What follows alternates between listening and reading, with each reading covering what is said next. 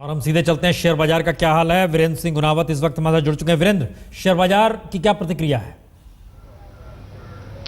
Share बाजार निराश है। प्रसून मैं आपको बता दूं कि वित्त मंत्री ने अपना पूरा हिसाब किताब दे दिया है। कुछ लोग लुभावन बातें जरूर कही है, कुछ चीजें सस्ती कर दी है, लेकिन शेयर बाजार इससे खुश नहीं है। सीधे बात करते हैं आलोक चुड़ीवाला से। कम शब्दों में क्या कहेंगे, कैसा रहा ये इंटरिम बजट? एक बहुत औपचारिक एक्सरसाइज थी और कैपिटल मार्केट्स की जहां तक बात करें, पूरा कैपिटल मार्केट्स ये मानता था कि पिछले कुछ वर्षों से एक पॉलिसी पैरालिसिस था। इस बात को पूरी तरह से वित्त मंत्री ने नकारी है, तो इससे आगे कुछ कहने को रहता नहीं है। आलोक, कौन सी ऐसी बातें हैं जिसे देख आपको लगता है कि विदेशी संस्थागत निवेशक हो या भारतीय निवेशक हो, वो पैसा लगाएंगे शेयर बाजार में आने वाले कुछ महीनों में या फिर नहीं लगाएंगे? देखिए, भारत एक बहुत ही लुभावनीय स्थान है, तो उस करके जो पैसा आना है वो आना ही है, चाहे वो देशी निवेशकों का हो या विदेशी का। पर इस बजट में ऐसी कोई भी चीज नहीं है जिसको देखते हुए ऐसा लगे कि भारत एक बहुत अट्रैक्टिव डेस्टिनेशन हो। आपसे आखिरी सवाल, क्या आपको यूपीए सरकार का ये आखिरी बजट था? क्या आपको लगता है कि इस बजट के बाद वाकई में वो वापस आ पाएंगे?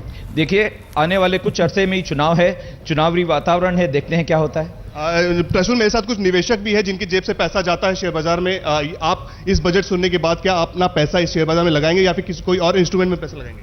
नहीं, फिलहाल तो हम सोचेंगे कि ये इलेक्शन का ईयर है और हमको सिलेक्शन करना है।